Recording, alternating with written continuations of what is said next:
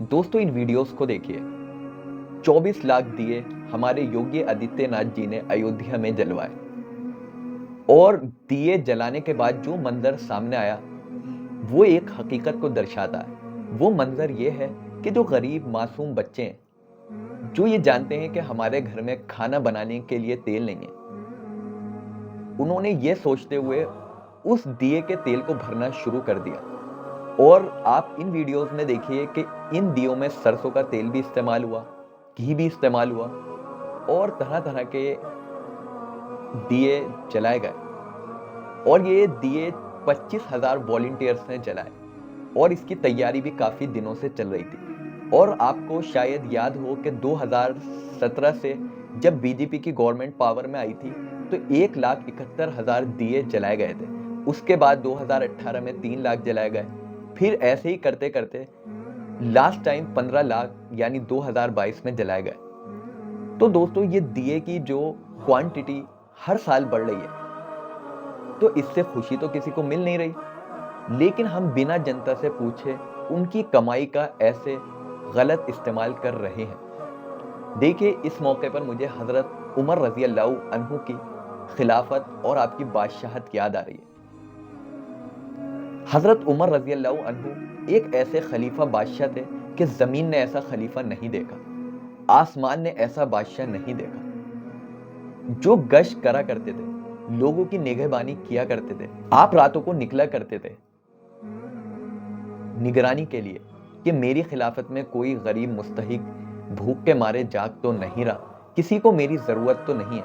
आपने देखा एक बार एक औरत एक खेमा लगाए हुए है और उसके बच्चे बेतहाशा रो रहे हैं और वो औरत खाली हांडी चला रही है। आपने पूछा, ए बीबी, ए बहन, ये बच्चे क्यों रो रहे हैं? उसने फरमाया, ये बच्चे मारे भूख से रो रहे हैं। आपने मालूम किया, और तुम क्या बना रही हो? उसने कहा, मैं कुछ नहीं बना रही, बल्कि मैं इन्हें बहला रही हूं। और फरमाने लगी कि क़यामत के दिन मेरा और खलीफा का फैसला होगा और मैं अल्लाह की बारगाह में शिकायत करूंगी। हजरत उमर ने कहा, ए बीबी ऐसे ना बोल, खलीफा को तो खबर ही नहीं, उसे तो पता ही नहीं। तो फरमाने लगी कि जब पता ही नहीं, उसे हमारी खबर ही नहीं, तो हमारा खलीफा क्यों है, हमारा बादशाह क्यों है? उसे तो बादशाहत छोड़ देनी चाहिए। आप वापस हुए, बैतुल माल से अनाज भरा, पनीर निकाला और पकाने के लिए सामान लिया, घी लिया और अपने कंधे पर रखा। आपके खादिम ने कहा, मैं पकड़ लेता हूं। फरमाया कि क़यामत के दिन तू मेरा बोझ उठाएगा। आपने कंधे पर लादा और वहां पर पहुंचे। गीली लकड़ियां थी, आपने फूंक मार मार कर उस चूल्हे को जलाया और उन बच्चों के लिए हलवा बनाया, उनके लिए खाना बनाया और उनको दिया।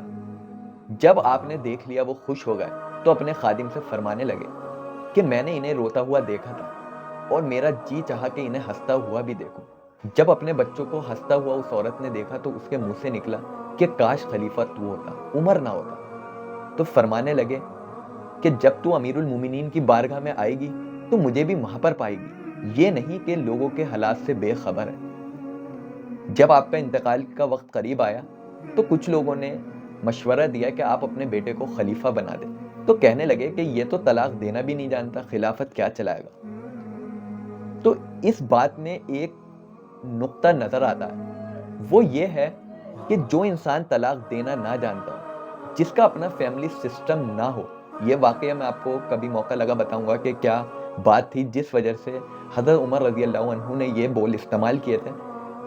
लेकिन आज के हुक्मरानों के हालात देखकर आपको मेरी बात बहुत अच्छे से समझ में आ जाएगी।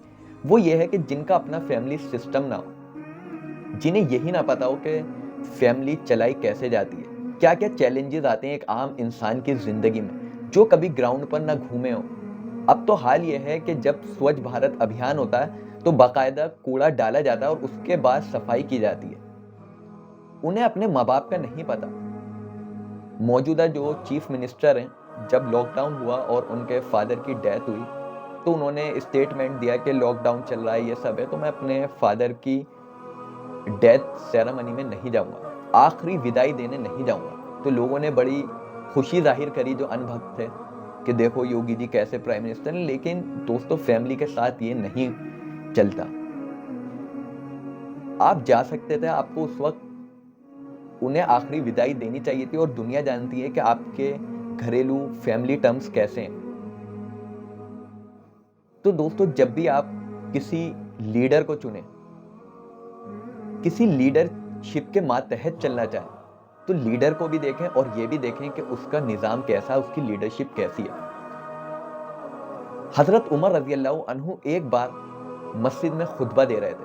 حضرت سلمان فارسی کھڑے ہوئے, کہنے لگے, اے عمر, نہ ہم سنیں گے نہ اطاعت کریں گے کہ یہ جو تم کرتا پہنے ہو یہ یمنی چادر کا ہے, جو بیت المال میں آئی تھی اور سب مسلمانوں میں تقسیم ہوئی تھی, لیکن کسی کے پاس اتنی نہیں تھی کہ اپنا کرتا بنا سکے, اور تمہاری تو قد و قامت بھی اونچی ہے, تمہارا پورا کرتا کیسے بن گیا؟ تو آپ نے اپنے بیٹے سے کہا, عبداللہ کھڑے ہو اور تم جواب دو. حضرت عبداللہ نے فرمایا کہ والد صاحب کا کرتا نہیں ہوتا اگر میں اپنی چادر نہیں دیتا, میں نے اپنی چادر والد صاحب کو دی تو آپ کا پورا کرتا بن گیا. تو یہ وہ چیز نہیں ہے کہ جنتا آپ سے سوال نہیں کر سکتی, بلکہ حضرت عمر کے دور خلافت میں ایک معمولی انسان بھی آپ کو تنقید کر دیا کرتا تھا, جو اسے کہنا ہوتا تھا وہ کہہ دیا کرتا تھا. ایک بار حضرت عمر نے آرڈر پاس کرا کہ مہر کی مقدار اتنی ہوگی, یعنی جو مہر عورتوں کو دیا جاتا ہے وہ اس رقم سے زیادہ نہیں دیا جائے گا. تو ایک بڑھیا حضرت عمر سے راستے میں ٹکرائی اور فرمانے لگی, اے عمر, تم کون ہوتے ہو ہمارا حق ضائع کرنے والے؟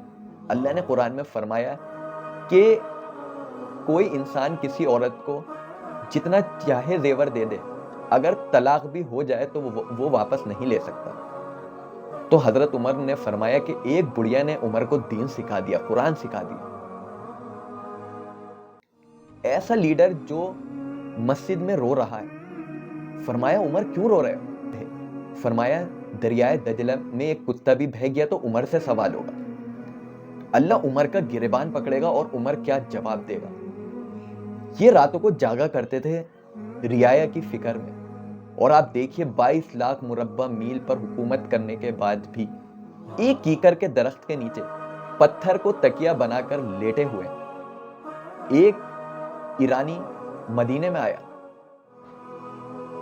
سوچا کہ جس کی خلافت چل رہی ہے, جس کی حکومت اتنے زور و شوروں سے چل رہی ہے کہ کوئی زکوٰۃ لینے والا نہیں ہے, کوئی مستحق نہیں ہے, خوشحال حکومت ہے, دیکھا تو جائے کہ اس کا بادشاہ کون ہے. جیسے انٹر ہوا ڈھونڈنے لگا کہ اس بستی میں محل کہاں ہے. تمام ڈھونڈنے کے بعد اسے کوئی محل نظر نہیں آیا. ایک سے فرمایا کہ تمہارا بادشاہ کون ہے؟ اس نے فرمایا ہمارا بادشاہ نہیں ہے. انہوں نے کہا کہ ہمارا امیر ہے. کہا کون ہے تمہارا امیر؟ تو فرمانے لگے کہ بیت المال سے کچھ اونٹ گم ہو گئے, سب نے ڈھونڈا نہیں ملے, کہ اونٹ تلاشنے گئے ہوئے ہیں ہمارے امیر. تو یہ دیکھیے کہ امیر ایسا کہ اونٹ ڈھونڈ رہے ہیں. کہنے لگے عمر کیا ڈھونڈ رہے ہو؟ فرمانے لگے اونٹ ڈھونڈ رہا ہوں, بیت المال سے گم ہو گیا, تم بھی آ جاؤ, تم بھی ڈھونڈ لو. تو انہوں نے کہا عمر آ جائے گا, مل جائے گا. تو فرمانے لگے نہیں, یہ ان مسلمانوں کا مال ہے جنہوں نے اپنی محنت کی کمائی بیت المال میں صرف کی ہے, وقف کی ہے. میں ان کے مال کو ایسے ضائع ہونے نہیں دے سکتا. آج کے حالات دوستوں بہت برے ہیں. جو لوگ حاکم بنے ہوئے ہیں وہ یہی نہیں جانتے کہ حاکم کی کیا ذمہ داریاں ہیں. دور صحابہ میں اگر کسی کو حکومت ملتی تو وہ حکومت لینے سے انکار کر دیتا. کیوں؟ کیونکہ اسے اس کی ذمہ داریاں پتہ تھی. آج چھوٹے سے چھوٹی ممبری کا الیکشن ہو, چیئرمینی کا الیکشن ہو, ایم ایل اے بننا ہو, تو دیکھیں لوگ کیسے آگے سے آگے بڑھنے کے لیے تیار ہو جاتے ہیں, کیونکہ ان کے ذہن میں یہ بیٹھا ہوا ہوتا ہے کہ ہمیں اس رعایا کو کیسے لوٹنا ہے, ان کا مال کیسے غصب کرنا ہے. لیکن جو اس دور کے لوگ تھے وہ یہ جانتے تھے کہ لوٹنا تو دور, ہمیں اپنا بھی لگانا پڑ جائے گا. آپ عمر بن عبد العزیز کی ہسٹری پڑھیے, سنیے, کبھی وقت ملے گا میں ضرور بتاؤں گا. اس وقت میں سمجھانا چاہتا ہوں ان حاکموں کو کہ آپ ان دیا جلانے پر فوکس نہ کریں. آپ یہ ریکارڈ نہ بنائیں کہ 24 لاکھ جلا لیے, اگلے سال ہم 50 لاکھ جلائیں گے, 1 کروڑ جلائیں گے. نہیں, بلکہ آپ ایک اچھے ایجوکیشن سسٹم کی تیاری کریے, آپ ایک اچھے ہیلتھ سسٹم کی تیاری کریے. جن لوگوں کی فصل برباد ہوتی ہے, جن کے بچے پڑھ نہیں پا رہے بے روزگاری کی وجہ سے, نہ جانے کتنے لوگ ایسے ہیں جنہوں نے دیوالی نہیں منائی ہوگی, عید بھی نہیں مناتے کئی لوگ. عید کے دن بھی وہ اس انتظار میں بیٹھتے ہیں, دیوالی کے دن بھی اس انتظار میں بیٹھتے ہیں کہ کوئی صرف ہمیں ایک وقت کا کھانا کھلا دے. کتنے بچے ایسے ہوں گے کہ جنہوں نے پرانے کپڑے پہنے ہوں گے, اور یہ سوال ہر حاکم سے ہوگا, ہر صاحب استطاعت آدمی سے ہوگا, ہر مندر کے پجاری سے ہوگا, ہر مسجد کے امام سے ہوگا کہ ان کے ارد گرد کتنے لوگ اور کتنی عوام ایسی ہے جو غریبی کی وجہ سے بھوکی مر رہی ہے. تو دوستو بات لمبی ہو گئی. حضرت عمر رضی اللہ عنہ کی ہسٹری اور ان کی خلافت اور ان کی بادشاہت ہمیں پڑھنے کی ضرورت ہے. بادشاہت میں اس لیے نہیں کہہ سکتا کیونکہ حضرت عمر رضی اللہ عنہ کی زندگی اتنی سادی تھی کہ ایک عام آدمی بھی ان سے اچھا کھانا کھاتا تھا. ان کے کھانے میں بھی سادگی تھی. 14 پیوند آپ کے لباس میں لگے ہوئے تھے اور آپ خلافت کے تخت پر بیٹھ جایا کرتے تھے. جب آپ بیت المقدس کو لینے جا رہے تھے تو آپ کے جو خادم تھے وہ اونٹ پر بیٹھے ہوئے تھے اور آپ اس کی نکیل پکڑے ہوئے تھے. اور واقعہ یہ ہے کہ جب آپ نکلے مدینہ سے بیت المقدس کو لینے کے لیے, یہ طے ہوا کہ اتنے میل تم اوپر بیٹھو گے اور اتنے میل میں نیچے نکیل پکڑوں گا. تو اتفاق سے جب بیت المقدس کی سرزمین قریب آئی تو خادم نے کہا, عمر اب میں نکیل پکڑ لیتا ہوں اور آپ اوپر بیٹھ جائیں, کیونکہ لوگ کیا کہیں گے. اور ایک امپریشن بھی الگ جاتا ہے کیونکہ دنیا کا دستور یہ ہے کہ ڈرائیور گاڑی چلائے گا اور مالک پیچھے بیٹھے گا. لیکن حضرت عمر رضی اللہ عنہ نے کہا کہ انصاف انصاف ہے اور حساب حساب ہے. اب وقت میرا نکیل پکڑنے کا ہے اور تمہارا سواری پر بیٹھنے کا. اور وہی ہوا. پیوند لگے ہوئے کپڑے اور نکیل پکڑا ہوا بادشاہ. یہودیوں نے بھی دیکھا اور اللہ نے ایسا رعب طاری کرا کہ بیت المقدس کی چابی ان یہودیوں نے حضرت عمر کو پکڑوا دی. یہی وقار, یہی رعب, یہی بلندی ہم دکھا سکتے ہیں کب, جب ہم سادگی کی زندگی اپنائیں. تو جو چیزیں ہم سے چھن رہی ہیں وہ ہمیں ملنے لگیں گی, لیکن کب, جب ہمارے اندر اللہ کے رسول کی زندگی پیوست ہو جائے گی, جب ہم صحابہ کو اپنا نمونہ مان لیں گے. آپ کسی بھی صحابی کی زندگی اٹھا کر دیکھ لیجئے, کسی نے بینک بیلنس نہیں چھوڑا سوائے حضرت عثمان کے, اور ان کا بینک اکاؤنٹ بھی آج خیر کے کاموں میں استعمال ہو رہا ہے. کسی نے فیکٹریاں نہیں چھوڑی, کسی نے وراثت نہیں چھوڑی. آپ جا کر دیکھ سکتے ہیں جو چھوڑا وہ اچھا کردار چھوڑا, اچھا سسٹم چھوڑا اور اچھا نظام چھوڑا, تاکہ امت کے لیے ہم مثال بن جائیں اور امت ان مثالوں کو دہرا کر عوام تیار کرے, نوجوان تیار کریں. ایسے ہی نوجوانوں کی آج اس دیش کو ضرورت ہے اور ایسی ہی حکومت کی اس دیش کو بھی ضرورت ہے. السلام علیکم.